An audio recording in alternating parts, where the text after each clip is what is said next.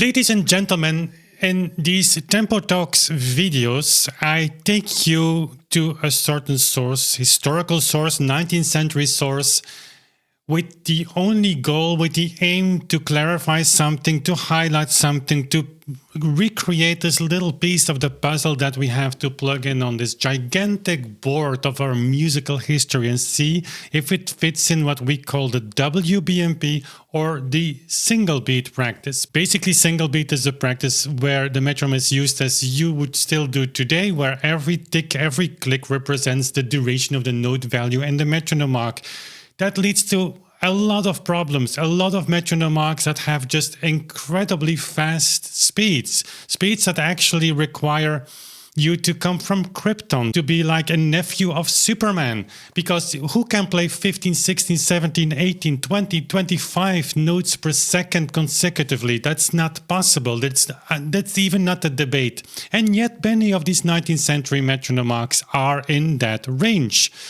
So therefore, even without any historical reconstruction, we have no other option than to go to the other way that the metronome, which is nothing else than a mechanical pendulum, can be used, which is what we call the whole beat system, whole beat metronome practice, where you do not have every single click representing the note value or the duration of the note value of the metronome mark, but the full cycle, the back and forth. That has an impact on tempi, obviously. That has an enormous impact on understanding the metronome marks, but that also has a severe impact on the way we play music today. And by the way, it's not halving. Many people still think like when you talk about the WBMP, those are the people that want to play everything as half as fast as we are used to hear it today. That's not the case.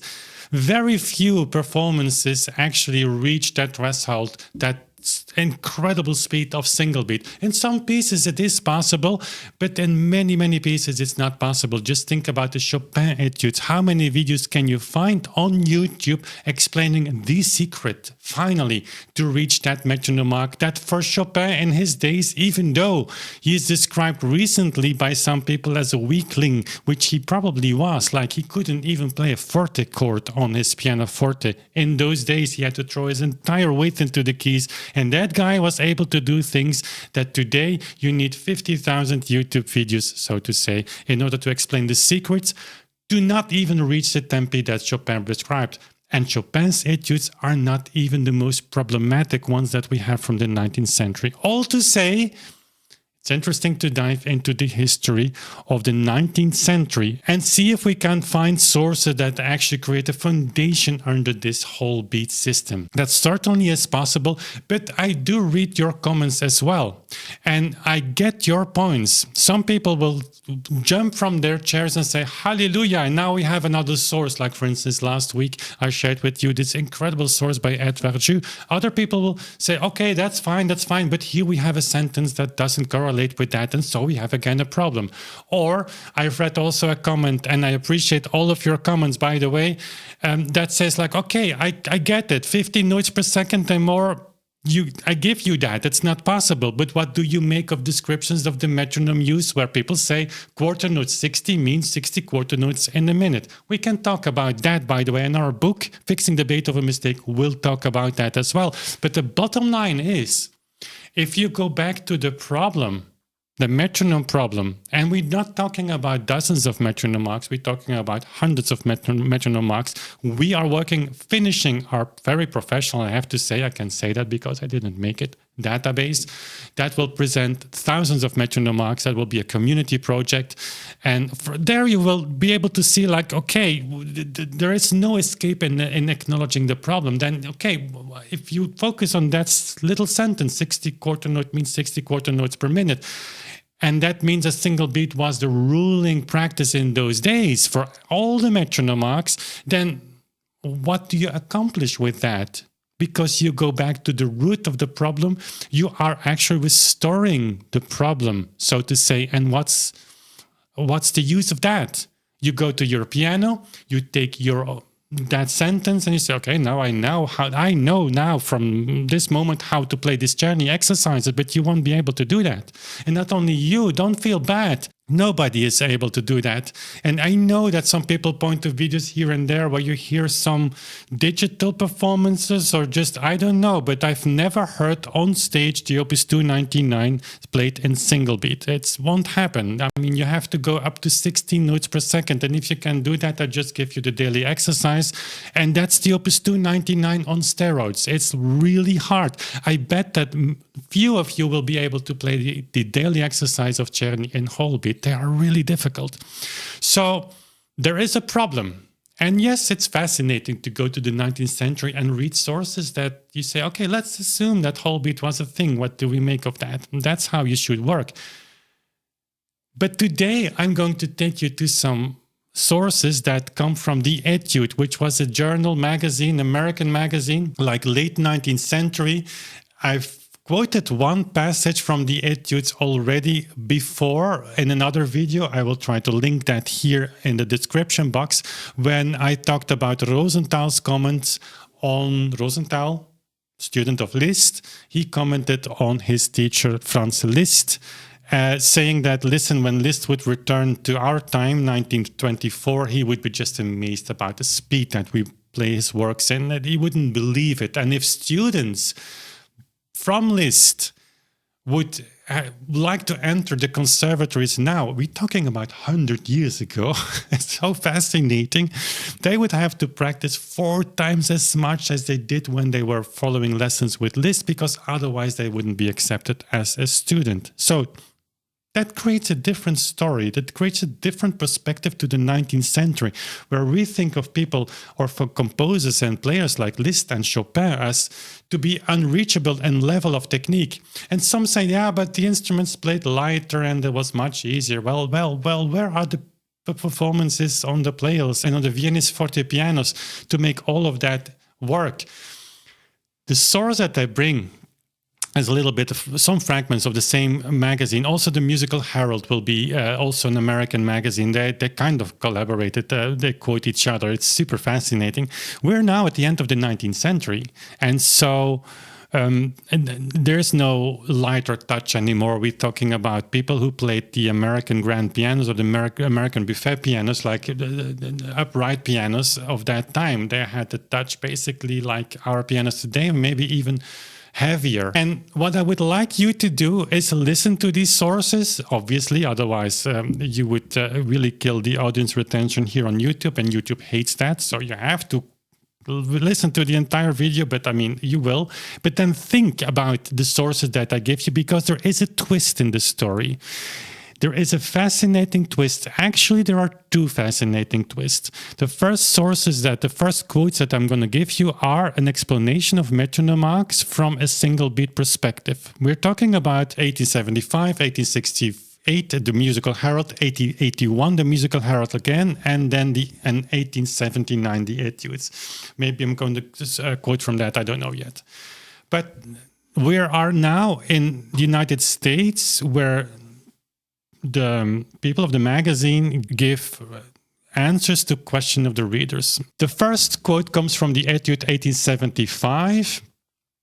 That's a question that's asked by a reader who says, will you please give in the Etude an explanation of some of the terms used by the metronome? I've purchased one recently, but had no instructions with it. For example, we see molto allegro 108 and also molto allegro 96 used with the same kind of time.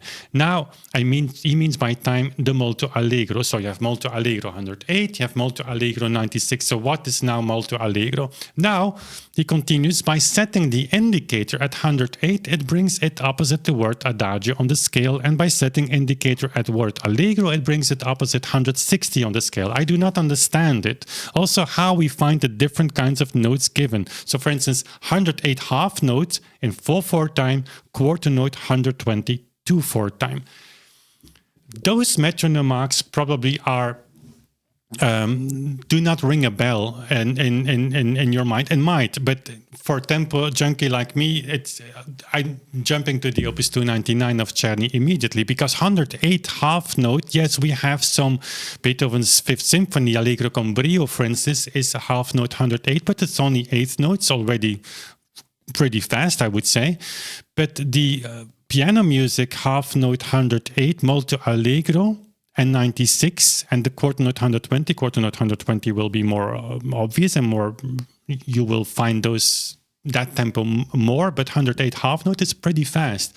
So Cherney has it in his Opus 299. And since that bundle of exercises was super popular, not only today, but also in those days, I went to the Opus 299 and all these tempi actually are there. So you start, the first etude is presto half note 108, that's not molto allegro. The second one is molto allegro half note 104.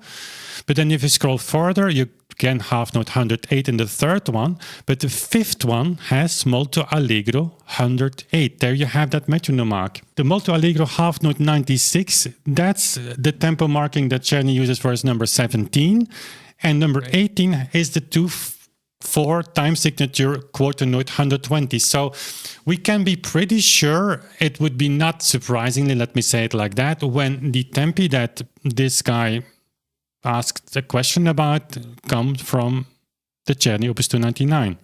And so let's listen to the answer. Of course, the person answering the question doesn't need to know that Cherney Opus 299 is like in the center, or could be in the center of the question. And it's not really interesting, or it's not really essential, I would say.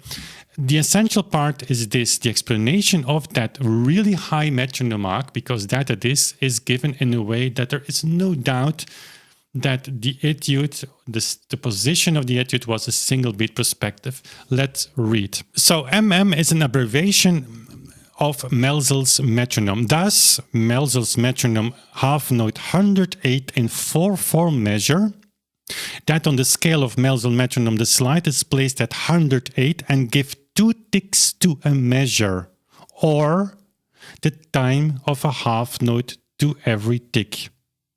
So the time of a half note to every tick in half note 108, well, from the moment you use the word tick and not beat, because with beat can mean double beat, full beat, whole beat, can mean also single beat. Still today has this double meaning, but a tick is a tick. So there is no discussion anymore. So basically what the person of the etude is answering, the one who's asked the question, is saying like, listen, you have half note 108, every tick represents the duration of a half note, single beat, period.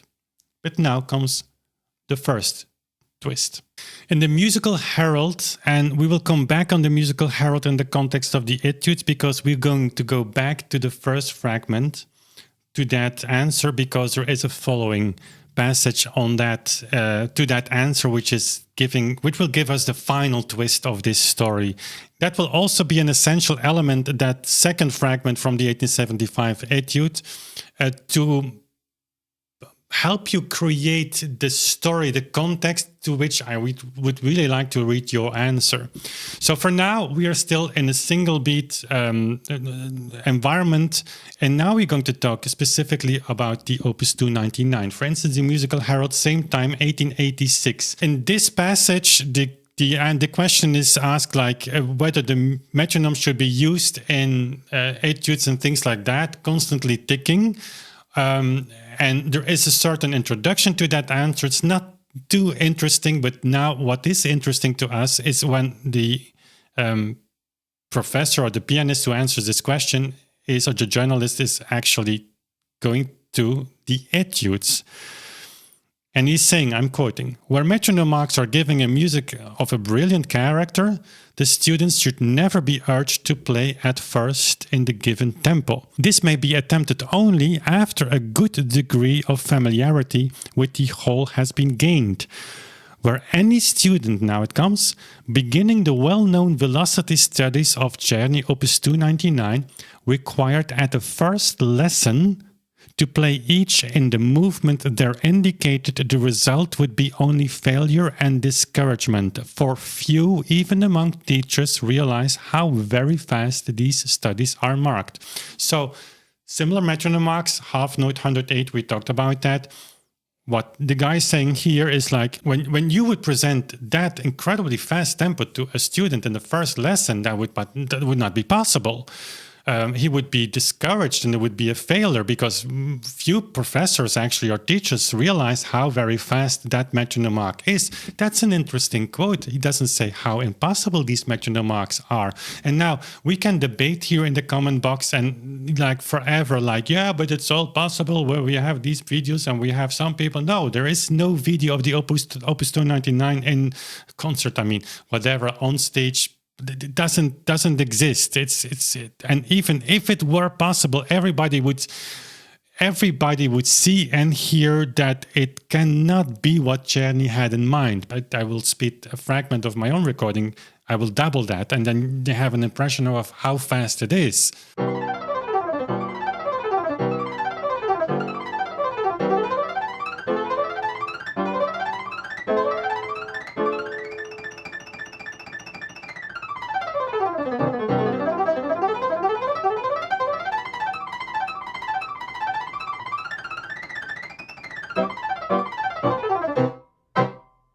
So if we agree that this is not possible, it's very strange that someone says like, okay, the first lesson, you should not present that because that would be discouraging. Yeah, okay, then the second lesson would work, or the third lesson.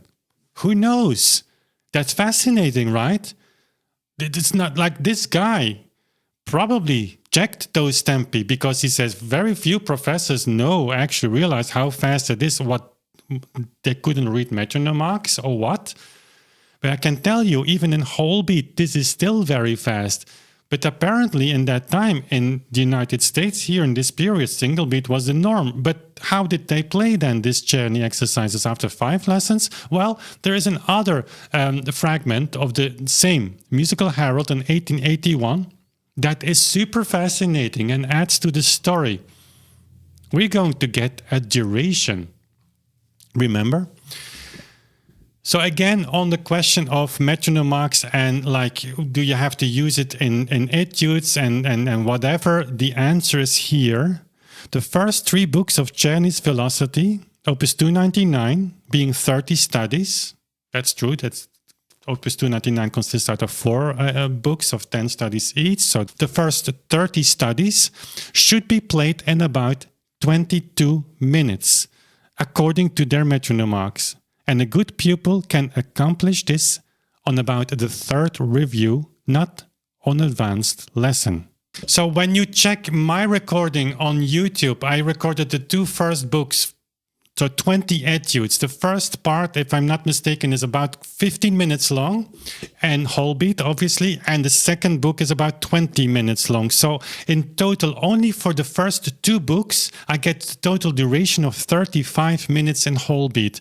Now, I didn't calculate if the guy was actually right or not with his 22 minutes, but what he did is actually very interesting. He said, according to the metronome marks, the total duration of the first 3 books are 22 minutes. And now I ask you, that's a single beat metronomization reading.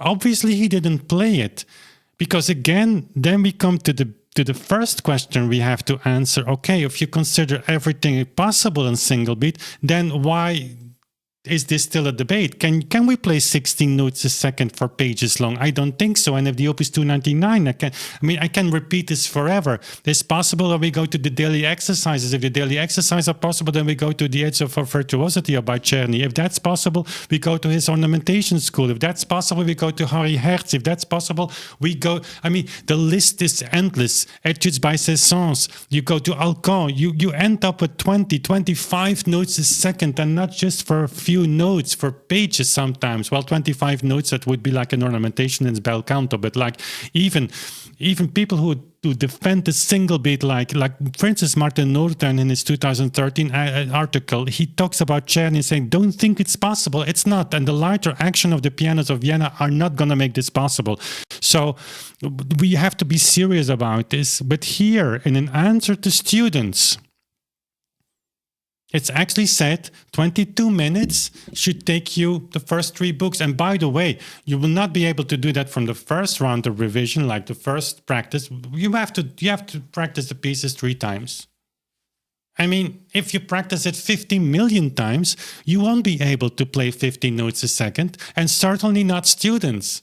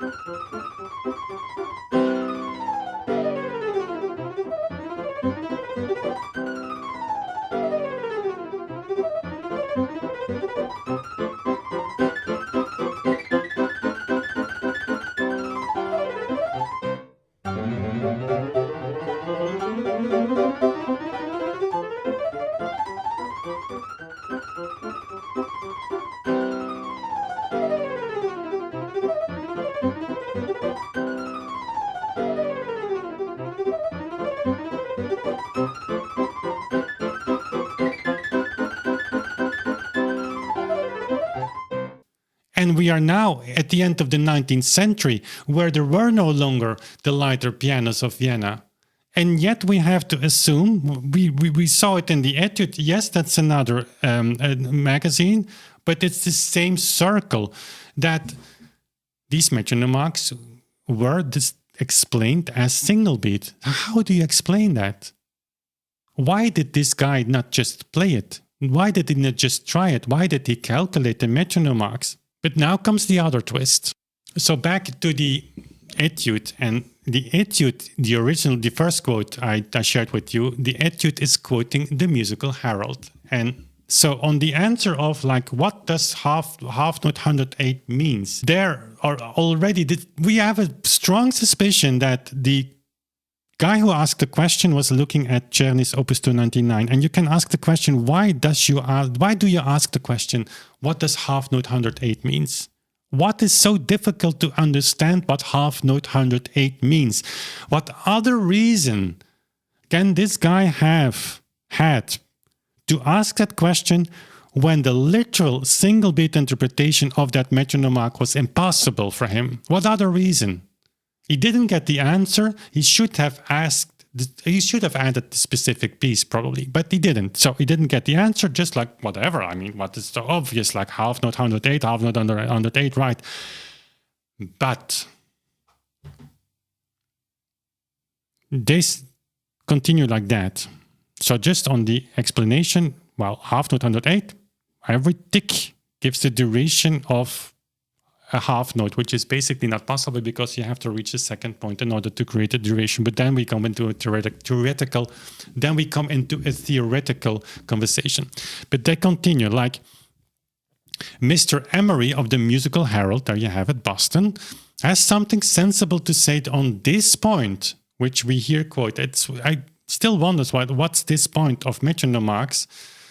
Obviously, they realized that 108 half note is pretty fast, so they give a kind of advice by quoting Mr. Emery of the Musical Herald. And what did he have to say?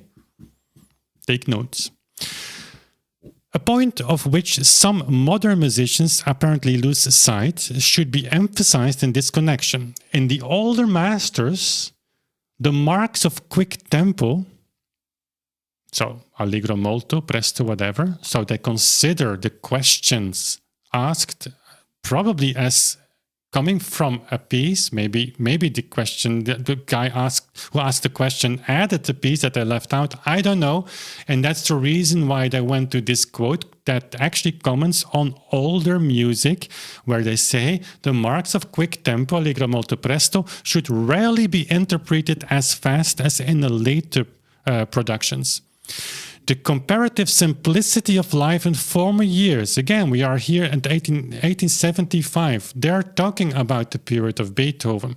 The comparative simplicity of life in former years seems to have pervaded all departments of literature and art in strong and in many cases pleasant contrast to the brilliancy of modern times. Striving after effects in the present acceptations of that term was seldom practiced, if at all, and in music especially, its expression was dependent upon anything and everything rather than upon mere brilliancy of execution. It would be amusing, were it not almost mournful, to see the unfeigned contempt with which some of the most enthusiastic admirers of manipulative skill look down, upon many of the older works, the almost sublime purity and beauty of which are beyond their comprehension. If the perfection of music is to culminate and center in digital dexterity, what a beautiful term, digital dexterity. I mean, I have to use digital techniques to give you an impression of what single beat is. Digital dexterity, unbelievable term. Vocal gymnastics or miraculous violin bowing. If a piece played with the left hand alone is to receive more applause from a musically critical audience than when played with both hands, if an orchestra that plays a Haydn symphony in 6 minutes, less time than some other orchestra could play it, is to be regarded the better of the two, then by all means, let us get a brand new hand organ, attach its crank to the latest improved electric motor and shoot the music through our ears with lightning rapidity, while we smile as we escape from the deplorable plodding strains of the old masters. I mean, isn't this like this answers so many questions. I've made tons of videos showing to you that tempi in the 19th century sped up. There is no doubt about that. That's just a fact. Anyone who says that is just not aware of the facts. A few years back, I made a video on Paavo Järvi, the famous conductor, who actually said it's a Wagner effect in Beethoven. The very fast Beethoven metronome marks, which, by the way, are nothing in comparison to, for instance, Cherney's, all the others. They are only understandable, but Beethoven actually didn't mean those high tempi. He foresaw the Wagner effect because Wagner slowed down the entire music scene. This is a narrative. I cannot blame Järvi for that. I can blame the people who ask him the questions and also maybe himself. You should do your homework a little bit, right? Because you have an influence, you have an authority. And when you say that to an audience, they come to me and say like, but you know that tempi actually slowed down in the 19th century. This is not correct. This is not a single quote, guys. These quotes like this, you find them everywhere, but this is a very explicit quote. And in the context of a question, what should I do with that very fast, probably Cherney metronome mark, which is old music? Why else would they just quote their colleagues of the Musical Herald who commented on older music, like, hey, be careful, molto allegro back in the days was not as fast.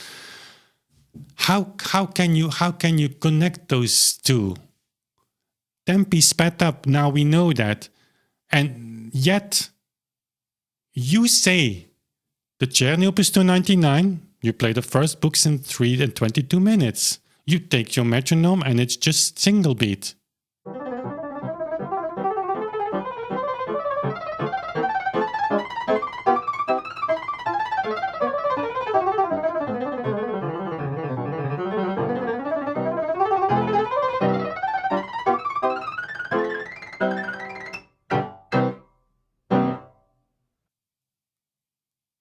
Where is the logic? What were these people actually thinking? Did they really try these tempi? Did they the one guy probably just calculated the duration, but why didn't he just check for a little bit? Why did 22 minutes? Like, it's nothing. For 3 books of etudes, 30 etudes. I mean, I showed you a fragment. I can show you another one. How insanely fast single beat is. But you need those tempi in order to finish book 3 in 22 minutes. And nobody thought like, wait a minute, something is not okay. I can quote other quotes. I will make some more videos on that because they comment also on Schumann metronome marks where they say, well, Schumann metronome, we don't understand them. They're definitely too fast. Probably the guy was so brilliant, he was thinking faster. I mean, really? Mendelssohn metronome marks, they're basically impossible. They're actually, no, you cannot do that. They wrote an article, or just they commented on a piece by Stefan Heller. They say like the quarter note 168. I mean, what was the guy thinking? I've heard the performance recently in quarter note 72, which is way better. I mean, 168, 72, you get the point. I mean, my point here is like, there were some questions asked about these very fast metronome marks. There was a certain confusion. There was maybe not the knowledge, maybe not the interest, maybe this whole beat concept that dates from the early 19th century. And let's face it, like in the second half of the 19th century, not so much attention was given to the metronome, not everywhere. Some people still did, but like in the United States, especially the Anglo-Saxon countries, you see that in the evolution, there was like an impulse for single beat, but then they comment on these very fast metronome marks. And they give advice that factually is debunkable. You cannot play the first three books of the Opus 299 in 22 minutes. You need 44. It was not tested. It was not realized. They didn't have maybe the methodology. I mean, we all, if you watch this video, we here today and in the civilized world, we all had some degrees of studies. We have a certain way of logical thinking. We can go from point A to point B. Did all these people have that in the 19th century? Were they so strict? This doesn't make any sense. That's my point. And now you can take this very literally and say, like, now we have a source at the end of the 19th century in a very respected magazine. There is a guy saying, and probably is their name to be found. I don't know. I didn't check the initials or the name even of the person answering. But let's say that's an educated person. It's a pianist. It's someone they ask to give these answers. And he says, like, you have to take one click per half note. And the duration of the first three books is 22 minutes. Case closed. Whole beat is a goner because that's the source. I mean, where is your whole beat source that you can put next to that? I could point to the Melsel canon, by the way. But it's correct in a way. This is so clear. But then my question to you is, and what did we gain? Now we open the lids of our pianos and we go through massive students and we say, no, now we can play it because it's written there. And you don't need the lighter pianos. You can play on a heavy upright American Mason and Hamlin piano. And you just do it because they said it was possible. Or do we say, what do we reconstruct here? What was the problem? Oh, we couldn't play it. Can we play it after reading that quote? Can we play all these metronome marks after saying like quarter note 60 means 60 quarter notes in a minute? Yes, those descriptions exist. But does it help you? Does it help you in playing those metronome marks, of which we all know, and that's a fact, that they are literal tempo markings. They're not goals. They're not aims. They're not targets. They're real, practical, realizable, if that's English, metronome marks, speeds. But in this description, it won't work. There's an error there. It's up to you. I would say the guy didn't check, he didn't realize it, and 22 minutes in that time didn't ring a bell as it is now. Like when we say 22 minutes for this entire book, we would say like, really? We can make an estimation. Maybe they didn't in those days. The point is, what do you buy with that? And then the twist of the story, that is my interpretation, in the same article, or at least the same like area of magazines, you have, actually not because it's quoted, you have the realization, people realize that tempi back in the days were much, much slower. But do you say to me that we can play the Cherney Opus 299 in 22 minutes, which is not possible, and we play even much faster than that?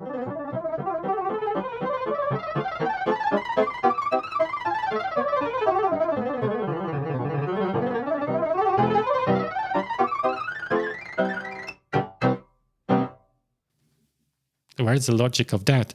But this is a kind of end conclusion you'll have to make with every source that you want to interpret from a single beat perspective, because at the end you'll have to open your piano and play. And if it's not possible, what is your explanation then? It's like a dog that's biting in its tail, you're running circles. With whole beat, yes, you have to say here, 22 minutes, it's not possible, but there is an explanation. In this case, very simple. The guys didn't check. They had no methodology to really answer a question like we would do today.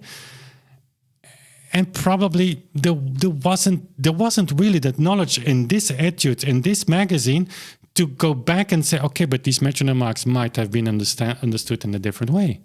That I don't find. But is that a problem? Are we to blame then if we want to solve, and we as a musical community, I'm not talking about myself and my team, we, you, me, we here, are we to blame for the fact that this guy didn't do his homework or didn't reflect on those metronome marks in a time where metronome marks were totally out of fashion? With just some random amateurs asking questions. Hey, I have a bundle, probably Cherney, I cannot play it. What should I do with that? There are inconsistencies there. And so I'm very much looking forward to your comments there. I don't know how long this video will be, 38 minutes I'm seeing on my screen. That will be very long. But I mean, guys, this was interesting, right? And I know I'm a tempo junkie. Because of course, and many of you are as well. I can see it in the comment box. But just to say that the truth, the reconstruction of that time, the reconstruction of these tempi, the reconstruction of what these metronome meant. Yes, we have sources. We have very strong sources. You can always jump to little sentences here and there. You can even jump to sources like this. I'm not hesitant to share that with you, where you'll like say, that's a single beat duration. There's nothing you can say about it. But what does it mean? It's the context that is at the end, the explanation of everything. The entire reconstruction of our musical past is a contextual reconstruction. You have facts, but you dive into a time where they didn't have this modern methodology, this academic attitude where you go from point A to point B to point C and then go back to A to check. Therefore, you need the context, and you start always, I cannot repeat it enough, with acknowledging or with displaying the problem. Again, if you say we have no problem, then there's the piano with all the scores that are problematic for you to prove. It's not enough to say like, we could do it if you want. No, you have to do it. It's essential. And I can keep feeding you with scores that are impossible all the time. It's endless. So let me know in the comments what your thoughts are. I'm very much looking to that. I'm not always, very rarely replying, but I do check comments, especially on videos like this. And if you're still here, thank you for checking also our full Beethoven experience out, because of course we play in whole beat and we've recorded these symphonies in whole beat of Beethoven, of course. And I'm sorry to have such a bad bridge to a kind of advertising for our own product, but we are so proud. And by the way, I'm recording this 30th of April 2024, just 1 day before the release, 2 days before the release. 1 day before the release of this video, which is bad practice on YouTube, but I'm doing it anyways. And we are about to push everything into production. That would be cool. We will have 500 Beethoven boxes in a few weeks delivered on our doorsteps in whole beat. How cool is that? Check it out. For now, thanks for watching. We see each other very soon again. Bye.